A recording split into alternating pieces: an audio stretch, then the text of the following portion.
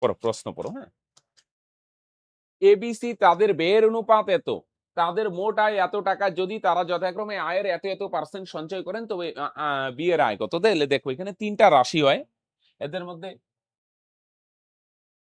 এনে দেখো তিনটা জিনিস। আগে অঙ্কে যাওয়ার আগে দেখো এই বেসিক জিনিসগুলার বিষয়গুলা, এগুলো সিম্পল জিনিস। আয় হয়, আরেকটাকে আমরা কি বলি ব্যয়, আরেকটা হচ্ছে সঞ্চয়। তিনটা জিনিস হয় বেসিক। আয় মানে ইনকাম, রাইট? কত স্যালারি পাচ্ছে, কত ইনকাম টোটাল। মনে করো কেউ 10 টাকা ইনকাম করে, এটা হচ্ছে আয়, ইনকাম 10 টাকা। এবার ইনকাম করল, এবার খরচ আছে না, মনে করো ওই ফ্যামিলি খরচ করে 6 টাকা, ব্যয়, ব্যয় মানে খরচ, ব্যয় বা খরচ। ইনকাম মানে তুমি টোটাল কত টাকা পাইলে, টোটাল কত টাকা বেতন পাইছো তুমি, 10 টাকা স্যালারি পাইছো, এটা তোমার ইনকাম, আয়। তার মধ্যে তুমি 6 টাকা ব্যয় করছো, ব্যয় বলতে খরচ আছে। তাহলে পাইছিলে কত টাকা বেতন, 10 টাকা, তার মধ্যে খরচ হয়ে গেল কত টাকা, 4 টাকা। তাহলে বাকি যে 4 টাকা এটা হচ্ছে তোমার কাছে এখনো আছে, এটা হচ্ছে সেভিংস, সঞ্চয়। তাহলে খেয়াল করো, তুমি ইনকাম করবে, সেখান থেকে খরচ হবে, ইনকামের থেকে কি হবে, ইনকাম যে করবে পুরোটা থাকবে না, যত টাকা ইনকাম করবে সেখান থেকে খরচ হবে, খরচ টরচ বাদ দেওয়ার পরে যেটা বাদ বাকি থাকলো এটা হচ্ছে সঞ্চয় তোমার। মনে করো যদি 100 দিয়ে বলি, মনে করো তুমি 100 টাকা ইনকাম করলে, মনে করো তুমি খরচ করলে 70 টাকা। হ্যাঁ, খেয়াল করো কত টাকা ইনকাম করছো, 100, খরচ করলে কত, 70। তাহলে 100 থেকে যদি 70 বাদ দাও, তাহলে তোমরা কি বলবে, বাকি 30 টাকা হচ্ছে সেভিংস মানে সঞ্চয়। 100 টাকার মধ্যে 70 টাকা তো খরচই হয়ে গেল, বাকি 30 টাকা সঞ্চয়। তাহলে সিম্পল কথা, আয় থেকে খরচ বাদ দিলে কি পাওয়া যাবে, সঞ্চয়।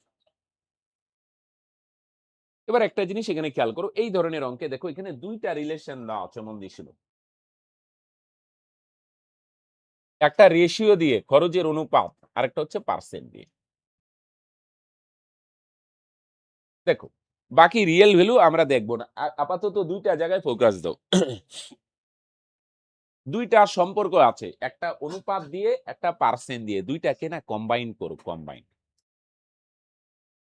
কি বললাম, এনে কয়টা সম্পর্ক আছে বলো দেখি, দুইটা। কি কি, একটা পার্সেন্ট দিয়ে আর একটা অনুপাত দিয়ে, দুইটাকে কম্বাইন করব।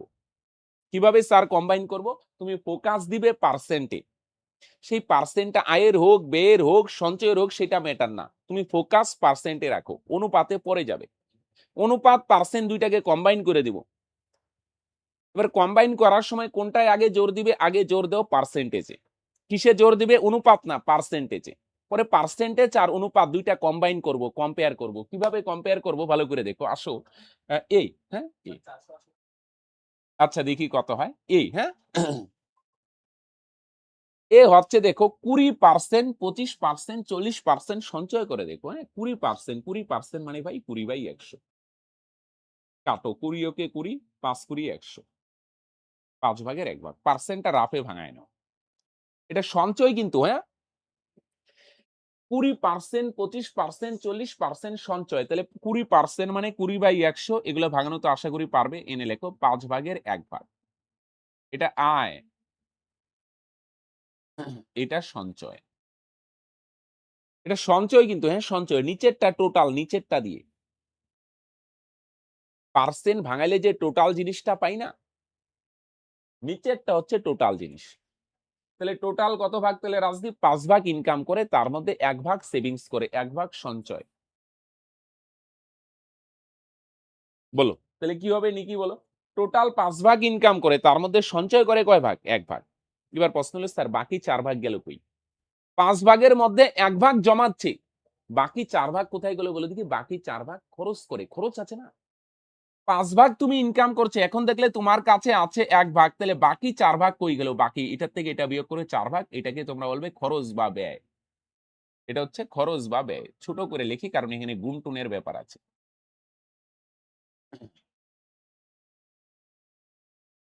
চলো কানেক্ট করার চেষ্টা করো, রিপ্লাই দাও, তাহলে ভালো করে কানেক্ট করতে পারবে।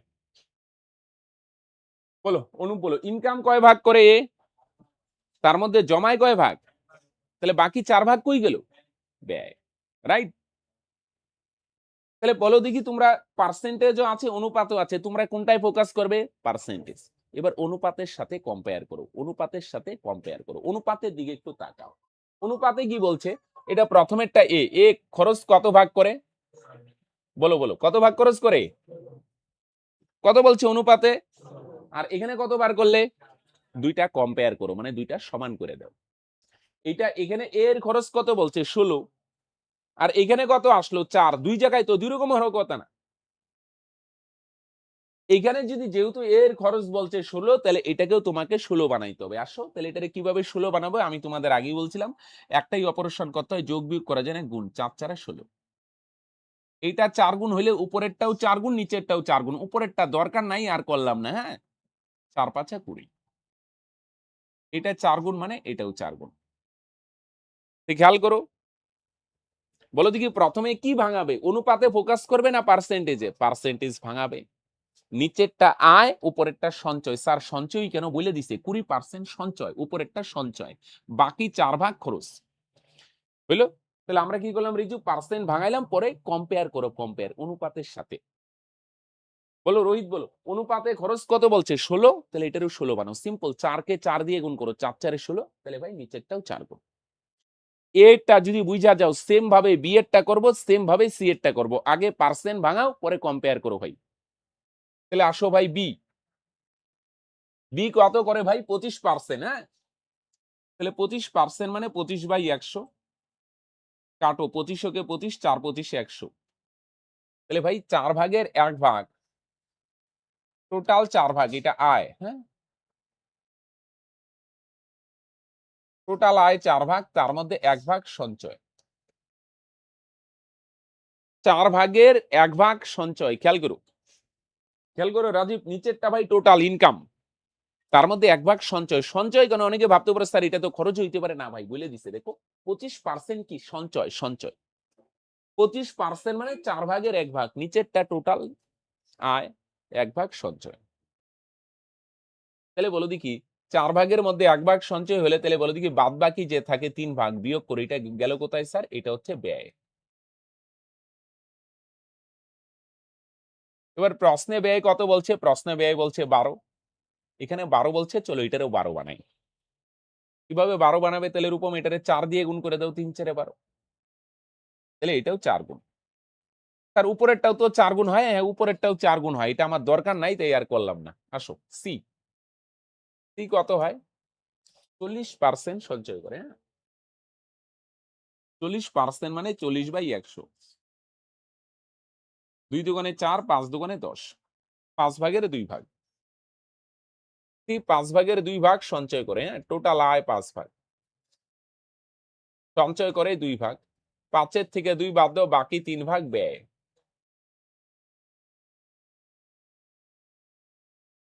কি হবে সায়ন? 5 ভাগের মধ্যে 2 ভাগ জমায়, 5 ভাগ ইনকাম করে, তার মধ্যে 2 ভাগ জমায়। প্রশ্ন হলো স্যার বাকি 3 ভাগ যায় কোথায়? বাকি 3 ভাগ খরচ করে, খরচ। 5 থেকে 2 বাদ দাও, 5 ভাগের মধ্যে 2 ভাগ সেভিংস হচ্ছে, বাকি 3 ভাগ খরচ হয়ে যায়। এবার প্রশ্নে খরচ কত বলছে? সি এর 9, এর 9 বলছে না, এটারও 9 বানাও। 3 3 9, তাহলে এটাও 3 গুণ, 3 5 15। ওকে, চলো হইলো? এতদূর হইলে এখন তো কম্পেয়ার করে দিব। গোড়া থেকে আরেকবার তোমাদের মনে করায় দিই। বলো দেখি এখানে কয়টা রিলেশন আছে? 2টা, একটা পার্সেন্ট দিয়ে, একটা অনুপাত দিয়ে। বলো কোনটায় ফোকাস করবো? তাহলে আমরা বলো দেখি অনুপাতে না পার্সেন্টেজে? পার্সেন্টেজ ভাঙাবে। তোমরা জানো পার্সেন্ট কিভাবে ভাঙায়? 20% মানে 20/100, 30% মানে 30/100। নিচেরটা আয়, আর উপরেরটা হয় খরচ হবে, নয় সঞ্চয় হবে। দেখবে প্রশ্নে কি বলছে? সঞ্চয় বলছে, সঞ্চয়। যেমন 5 ভাগের মধ্যে 1 ভাগ সঞ্চয়, তাহলে কি হবে প্রীতম দাস? বাকি 4 ভাগ খরচ বা ব্যয়। খেয়াল করে অসীম, আমি বার করলাম খরচ কয় ভাগ? 4 ভাগ। আর অনুপাতে খরচ কত ভাগ বলছে? 16 ভাগ। এবার অনুপাত আর পার্সেন্ট দুইটা মিলাইয়া দাও, কম্পেয়ার করো। এটা 16 বলছে, তাহলে ভাই এটাও 16 হওয়া উচিত, হ্যাঁ কি না? কি বলছে বলো, কি বলছে বুম্বা? বলো এখানে 16 বলছে না এর খরচ, তাহলে এটারও কত বানাইতে হবে? 16। এটা 20 বললে এটারও 20 বানাইতাম। এটারে 4 দিয়ে গুণ করো 16, তাহলে এটাও 4 গুণ। সেম ভাবে বি করলাম, সেম ভাবে সি করলাম। হইলো? তাহলে বলো দেখি, এ এর আয় 20 ভাগ, বি এর আয় 16 ভাগ, সি এর আয় 15 ভাগ। তিনটা যোগ করে দাও। কেন যোগ করব? যোগ করলে পাওয়া যাবে টোটাল আয় 51 ভাগ। আর প্রশ্নে দেখো টোটাল আয় কত বলছে, 1530। তাহলে টোটাল আয় 51 ভাগ, 51 ভ্যালু যদি 1530 হয় ভাই, টোটাল আয় 51 ভাগ 51 ভ্যালু 1530, কত গুণ? কাটো ওইটা দিয়ে এটারে, 3 আর একটা 0, 30, 30 গুণ। সেম ভাবে ভাই বি এর আয় হচ্ছে 16 ভাগ, 16 ভ্যালু কত? এইটাও 30 গুণ, 3 16 48 আর একটা 0, 480। রাইট? হলো টোটাল আয় 51, 51 ভ্যালু 1530 হলে বি এর আয় 16 ভাগ, 16 ভ্যালু কত? এটাও 30 গুণ, তার মানে 480।